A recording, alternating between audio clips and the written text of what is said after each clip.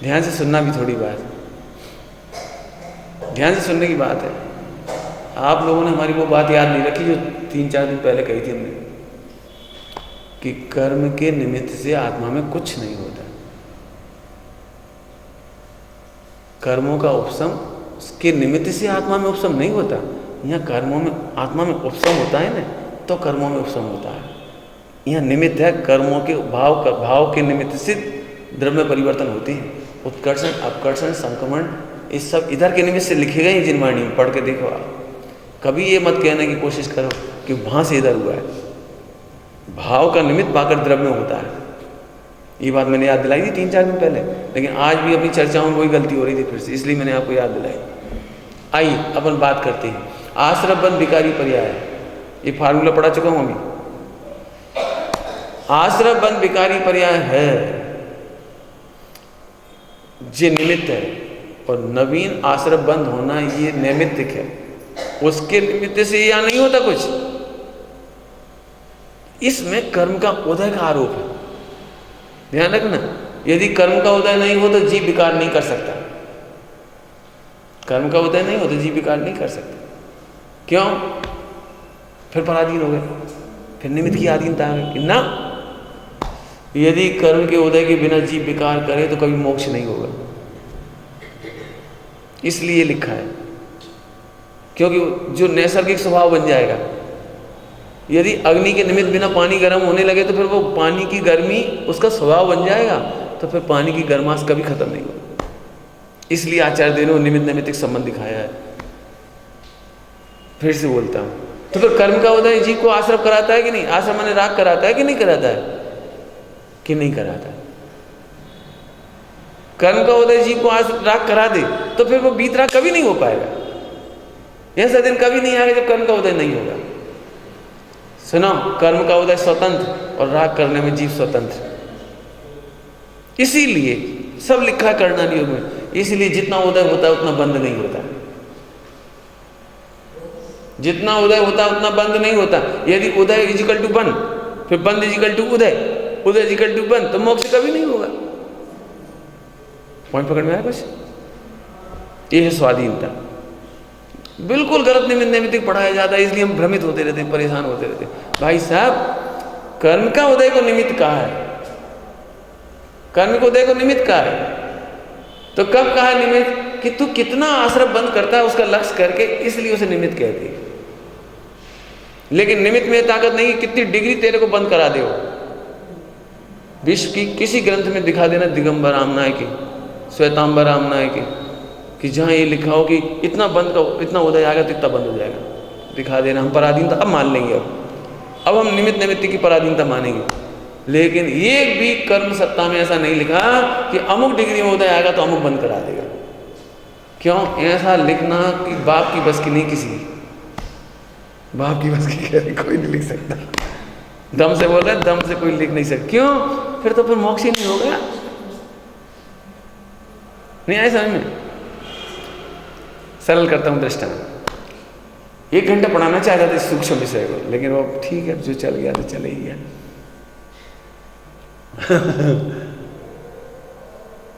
तुमने अपन ऐसा सोचते ना, इनने तुम्हारे 10,000 खा लिए, दृष्टांत है, इनने तुम्हारे 10,000 खा लिए, तो अपन क्या सोचते पता है? अब दे ही नहीं रहा तो क्या करें? नहीं दे रहा, कोई बात नहीं है, पिछले जन्म का कर्जा दे दिया अपन ने। अब इनसे मिले, क्यों तुम इनके पैसे खा गए? बेटा अगले जन्म में चुकाना पड़ेगा। तो अब जी अगले जन्म में इनके चुकाएंगे, तो जी इनके नहीं लौटाएंगे। अब फिर अगले जन्म में जी इनके लौटाएंगे, फिर जी तो गणित को खा। अब मान के चलो ये 2 ही पराधीन हो गए। कहे जब तक इनके कर्जा नहीं लौटाएंगे जी मोक्ष नहीं जा सकते, और फिर जब तक इनका कर्जा नहीं लौटा जी मोक्ष नहीं जा पाए। झूठी बात है। हम तुम्हारी हत्या करेंगे, तुम ही हमारी हत्या करोगे, एक झूठी बात है। अब बहुत जम के कह रहा हूँ, मुझे मालूम है जो स्वाध्याय करेगा उसे बहुत मेहनत लगेगी बस। क्यों? ऐसे तो फिर मोक्ष नहीं होगा ना उसका। वो अपना कर्म का अपकर्षण करके निर्जरा करके मोक्ष कैसे आएगा? फिर हमने तुम्हें दवाई दे दी, अब हम फंस गए। कहे अगले जन्म में बीमार होंगे, तब तुम हमारी दवाई लौटाओगे। सोचो तो जरा दिमाग में। पॉइंट पकड़ में आ गया नहीं भाई? ये कहने में अच्छे लगते, सुबह से निमित्त नैमित्तिक सही प्रकार से घटाना भी नहीं सीखा, ईमानदारी से कहें तो कहाँ बाधा आ रही यही खबर नहीं पड़ी। इसलिए मैंने फिर कहा बेटे हमारे उपदेश तुम निमित्त उपादान सुन लो, तुम्हारी 99% प्रॉब्लम सॉल्व हो जाएगी, बाकी बची नए चक्र से पूरी हो जाएगी, इसके बाद कुछ नहीं बचेगा। मैं जीवन में केवल 2 ही चीज़ों पर वजन देता हूँ, बहुत ज़्यादा। बाकी सूक्ष्म अभ्यास करना तो मेरे बहुत प्रवचन है, सूक्ष्मता के लिए, सरलता के लिए भी बहुत प्रवचन है, लेकिन 2 तो ये मास्टर की है, निमित्त उपादान और नए चक्र। जिसको थोड़ा भी समझ ना हो जरूर पढ़ो। बताओ कितनी बड़ी बाधा खड़ी हो रही, क्या ना हंसी मजाक लगती है। मुझे तो बहुत अच्छी बात लगी सुविधि सागर जी की जो आपने कही कि सोनगढ़ का विरोध करने के चक्कर में अपने आचार्यों पर कुल्हाड़ी मत मारो, अपने ग्रंथों पर अपने पैरों पर कुल्हाड़ी मत मारो। बहुत अच्छी लगी। इतने विचार तो करती है, कम से कम इतना आदर तो करती है भैया। बोलो गलत लॉजिक लग रहा हो किसी को तो हम और समझा दें। फिर सुन लो आप, उदय को क्यों कहा था? बिना उदय के विकार नहीं होता। यदि बिना उदय के विकार हो जाए तो वो स्वभाव बन जाएगा। पानी बिना अग्नि के गर्म हो जाए तो फिर वो तो स्वभाव बन जाएगा, और स्वभाव फिर छूटता नहीं है, तो फिर पानी कभी ठंडा नहीं होगा। ऐसे मोह राग देश यदि पर लक्ष्य बिना हो जाए, पर लक्ष्य बिना, तो फिर स्वभाव बन जाएगा, फिर मोक्ष कभी नहीं होगा। अब पर लक्ष्य ध्यान रखना, कर्म का उदय विकार कराता है, स्थूल कथन है। कर्म का उदय का लक्ष्य करने से विकार होता है। बदल गई बात। कर्णानियों में लिखा है कर्म के उदय से विकार होता है। समय सार जी पढ़ना, समय सार जी में लिखा है कर्म के संग करने से विकार होता है। पढ़ लेना, अब भी देख लेना कलश, शैली है ना अलग अलग ग्रंथों की। तो कर्म विकार कराए, एक भजन है बढ़िया अभय कुमार जी का, यदि कर्म विकार कराए तो तू कर्माधीन ही हो जाए, फिर ऐसी परिस्थिति में सुन चेतन, फिर मोक्ष कहाँ से पा पाए। फिर तो निमित्तों की भले आ रही हो गई, कर्मों की, अपना तो कुछ रहा ही नहीं बेचारेगा। इसीलिए कहा था तुमसे पुरुषार्थ तो यहाँ उड़ गया। जब देखो जब निमित्त की ओर देखेंगे, हमने तो देखो मंदिर जा रहे हैं, पूजा पाठ कर रहे, व्रत उपवास कर रहे, माला फेर रहे, व्रत उपवास नियम संयम सब कर लिया। अब बस क्या बताएं, कर्मों की बलि आ रही है। जी टरे तो सम्यक दर्शन हुए, जी टरे तो मोक्ष। क्यों? अंग्रेज छोड़ के चले गए इसलिए आज़ादी मिली, कि हमने आज़ादी का पुरुषार्थ कर इसलिए भी छोड़ के गए। क्या कहने में तुम्हारी शान है बताओ? कदम तो दोनों ही मिल जाएंगे भैया। 15 अगस्त 1947 को अंग्रेज चले गए, आजाद हो गए, ये भी कथन मिलेगा। लेकिन भाई साहब 200 साल मेहनत करी, 190 बरस। 23 जून 1857 को आए थे वे लोग, तब से 190 बरस मेहनत करी है बनी। तब भागे भी ऐसे नहीं भाग गए। ऐसे 8 कर्मों को भगाने में भाई साहब 5 इंद्रियों का कितना निरोध किया, इच्छाओं का निरोध किया, आत्मा में लीन हुए, कितनी मेहनत उपसर्ग परिचय जी कछु हुआ ही नहीं आत्मा में, सब वो इनने करते भी कर्मों नहीं, जड़ ने, जड़ का उपकार से चेतन में कल्याण होगा। गजब हो गया। हाँ, दिवालियापन और सोच का सोचो तो जरा, पढ़ो, शब्द नहीं पढ़ो, हम फिर कह रहे शब्द में से अर्थ निकालना सीखो। दुनिया की कोई निमित्त में ताकत नहीं मुझे बिगाड़ दे। सुनो, यदि मैं किसी का संग करूंगा तो बिगड़े बिना नहीं रहूंगा। नियम सार जी की, समझ सार जी की टोन है, संग करोगे तो बिगड़ोगे। एक बार बता, दुर्ग में सारे अच्छे लोग हैं क्यों? तुम्हारे सारे साथी अच्छे हैं क्यों? शराब क्यों पीने लगे, सिगरेट क्यों पीने लगे, गाली गलौज क्यों करने लगे? कि जब तुम पढ़ रहे थे तो तुमने ऐसी संगति नहीं करी, उनने कर ली। अब दोस्त तो यही आएगा, क्या बताएं कुसंग से परेशान, तो कुसंग से तो परेशान हुआ कि संयोग से परेशान हुआ? क्या बताएं आजकल टेलीविजन बहुत खराब है, तो फिर इन्हें क्यों नहीं बिगाड़ा, इसको क्यों नहीं बिगाड़ा, इसको क्यों नहीं बिगाड़ा? तू टेलीविजन कितनी देर देखता है जी बता, इससे बिगड़ा है तू।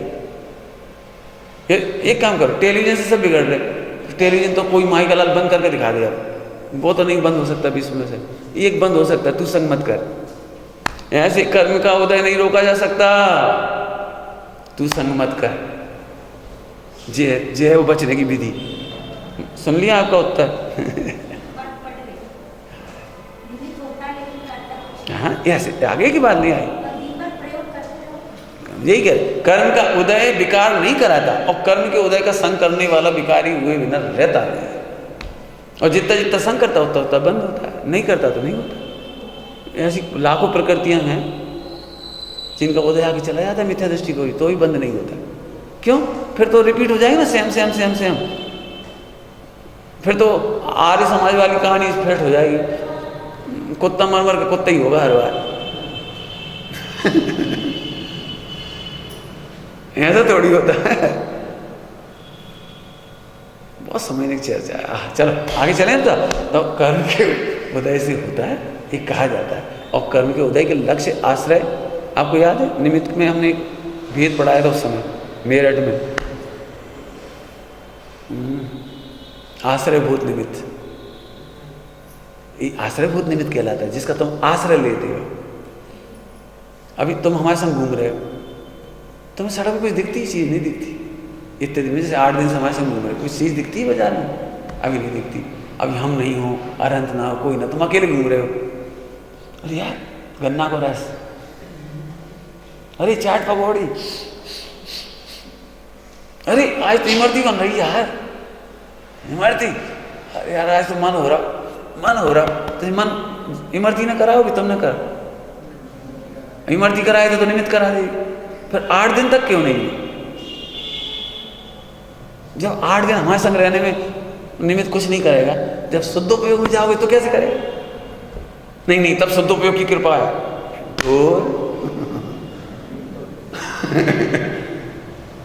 जब हमारे संग रह रहे जब तो विकार नहीं हुआ, बाहर की सामग्री तो हम विकार नहीं करा पाए। और जब शुद्ध उपयोग में आत्मा में मग्न रहेंगे तो फिर वो तो भैया हमारे परिणाम इसलिए सुधर गए जो चाट को ठेला सरक गया कैसे। बोलो ठीक है, बोलोगे ऐसे? एक बात बताएं बड़ी खुशी की, खनिया दाना में हम जहाँ रहते बगल में दारू को ठेका था, तो बहुत परिणाम खराब होते थे, फिर हम पी लेते थे। फिर 1 महीना से पुण्य को आओ दारू को ठेका गाओ, जब से हम शुद्ध हो गए, अब नहीं पीते हम सब। क्या मतलब, क्या कहना चाह रहे? जी है निमित्त के सद्भाव अभाव की कृपा, सुंदरता नहीं है, जी है स्वभाव का बल।